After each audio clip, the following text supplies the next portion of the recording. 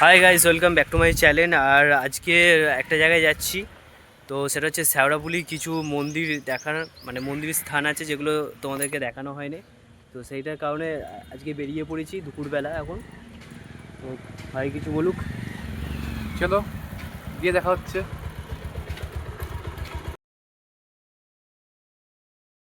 ঘুরে দেখা শ্রীরামপুর বলে একটা সেগমেন্ট আমি আগেও এনেছিলাম, যেখানে আপনাদেরকে আমি শুনিয়েছি রাধাবল্লভপুর মন্দির এবং মাহেশের জগন্নাথ মন্দিরের ব্যাপারে স্থাপত্য বিষয়ে কিছু। এই সেগমেন্টে ভেবেছিলাম কিছু স্থাপত্য নিয়েই বলবো, যেগুলো শ্রীরামপুরের পুরনো ঐতিহ্যবাহী স্থাপত্য। তার মধ্যে যেটা অন্যতম সেটা হচ্ছে দোলতলা মন্দির। দোলতলা মন্দির, এই যে মন্দিরটা দেখতে পাচ্ছেন,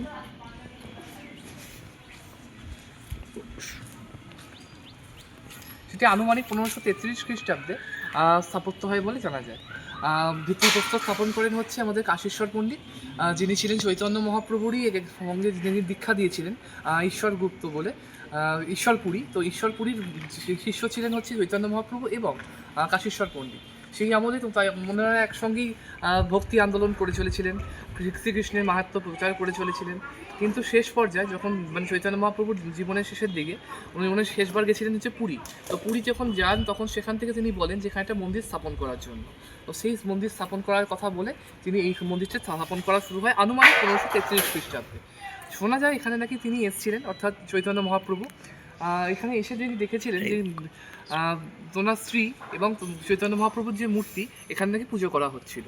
তো এখানে পুজো করা হচ্ছিল দেখে তিনি খুবই কুপিত হন যে আমার মূর্তি কেন পুজো করা হবে, আমি তো কোনো ঈশ্বর নই, আমি তো ঈশ্বরের ভক্ত মাত্র। তো সেই কথা ভেবে সে উনি বলেন যে এই মূর্তি জলে দিয়ে চলে আসার জন্য। ফলে এই মন্দিরে যিনি ওনার স্ত্রীর যে মূর্তিটি রয়েছে বিষ্ণুপ্রিয়া দেবী, সেই মূর্তিটি কিন্তু অনেক পুরনো, কিন্তু ওনার যে চৈতন্য মহাপ্রভুর যে মূর্তিটি সেটা অনেক তুলনামূলকভাবে একটু নতুন। তার কারণ সেটি জলে দিয়ে চলে আসা হয় এবং বহু বছর পর আবার সেই মূর্তিটি আবার পুনঃস্থাপন করা হয়। যখন চৈতন্য মহাপ্রভু অবভিয়াসলি দেহাবসান করে গেছে, তারপর এটা পুনরায় আবার নতুন করে স্থাপত্য করা হয়। কাশীশ্বর পণ্ডিত শেষ জীবনে সন্ন্যাস গ্রহণ করেছেন জানা গেলেও তার বংশের উত্তরসূরিরা আজও এই মন্দিরটি রক্ষণাবেক্ষণ করে চলেছে। হ্যাঁ, শ্রীরামপুরের মাহেশের জগন্নাথ মন্দির সহ বল্লভপুর মন্দির যেমন কিছু ত্রাণ পায় সরকার থেকে তরফ থেকে, সেটাকে পুরনো স্থাপত্য হিসেবে যেগুলো রক্ষণাবেক্ষণের জন্য অর্থ সাহায্য করা হয়, কিন্তু এই মন্দির শুনছিলাম যেটা একদমই সেভাবে পাচ্ছে না বলে। তো তোমরা যদি আরও যারা জব করতে চাও বা তোমরা যদি কেউ দেখতে আসতে চাও এরকম একটা পুরনো ঐতিহ্যবাহী মন্দির, তাহলে তোমরা অবশ্যই এখানে আসো। তাই তোমাদের সোর্স অনুযায়ী এই মন্দিরটা কিছু হাইক পায় এবং হাইক পেলে পরে কিন্তু এটা মন্দির চালাতে গেলে যে অর্থ সাহায্য দরকার হয় সেটা তারা পেতে সাহায্য করবে। আর এইখানে জন্য যেটা আরেকটা জিনিস দেখতে পারেন সেটা হচ্ছে চার্চার এইখানে দেখা।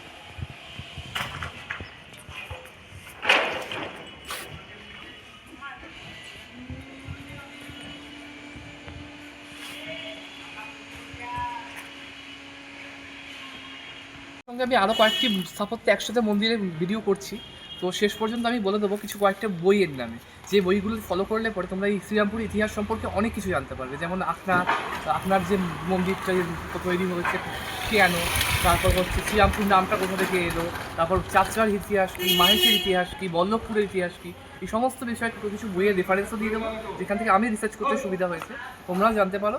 আর যদি এই ভিডিওটা আমি শর্টস ভিডিও করি তাহলে এই বিষয়ে আমি তোমাদেরকে নিশ্চয়ই জানিয়ে দেবো। Thank you. তো আমাদের শ্রীরামপুরে এটা দোলতলা মন্দির, ঠিক আছে, অনেক নামকরা মন্দির এটা। তো এখানে দোল পূর্ণিমার দিনকে খুব আনন্দ হয়, অনেক ভিড় হয়, রাধাকৃষ্ণর পুজো হয়, ঠিক আছে। তোমরা যদি বাইরে থেকে যদি কোনো রিসরা উত্তরপাড়া থেকে যদি তোমরা আসো, অবশ্যই শ্রীরামপুরে এই মন্দিরটা একবার হলেও আসবে, ঠিক আছে। দোল পূর্ণিমার দিনে এখানে খুব এনজয় হয়, আবির ঠাবির ভালো খেলা হয়, ঠিক আছে। তো একবার আসলেও আসতে পারো। তারপরে নেক্সট মন্দিরে তোমাদের জন্য বলছি, নেক্সট মন্দির তোমাদের দেখাবো আমি।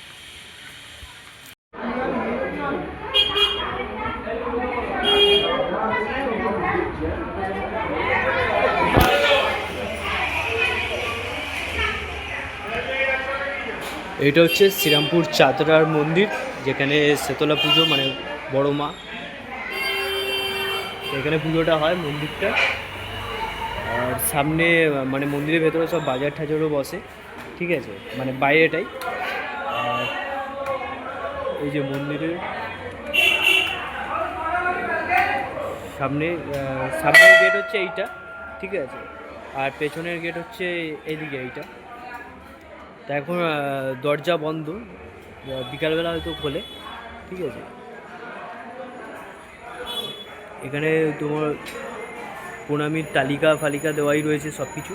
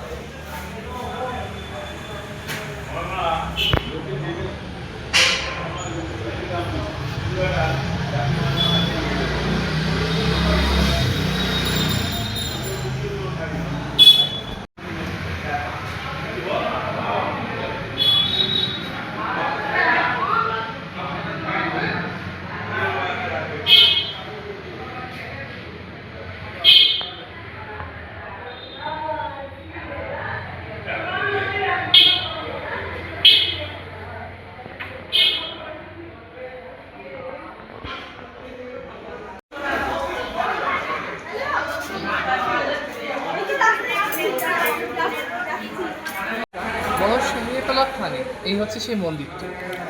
এই মন্দিরটি 1853 সালে রামদাস সাধক বলে একজন ব্যক্তি এই মন্দিরটি প্রতিষ্ঠা করেন 1260 সনে বাংলায়, বঙ্গাব্দ আর কি।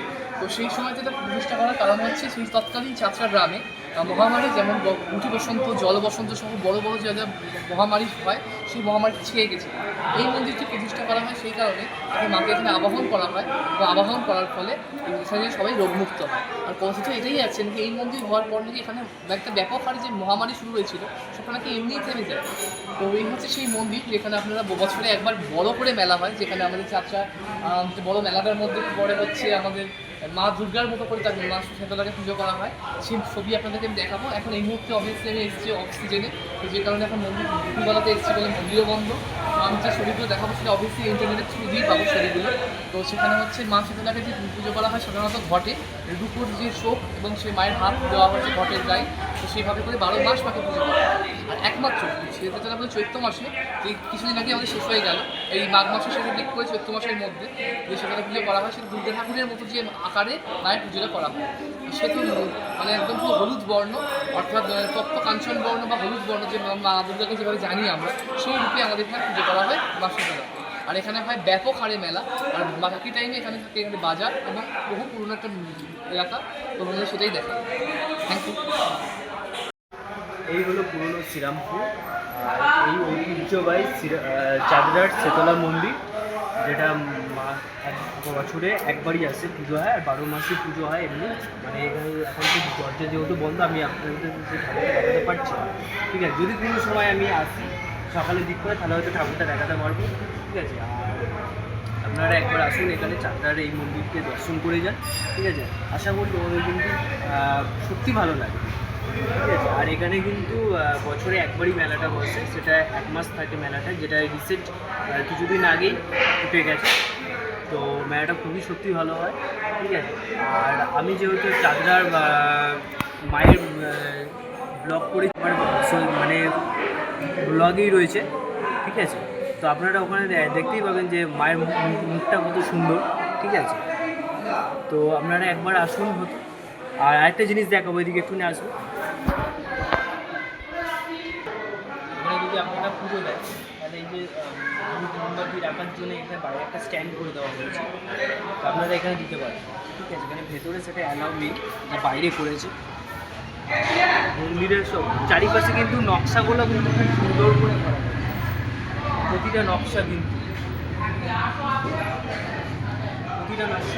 মানে ফুটিয়ে তুলেছে, খুব সুন্দর একটা মন্দির মানে শ্রীরামপুরে।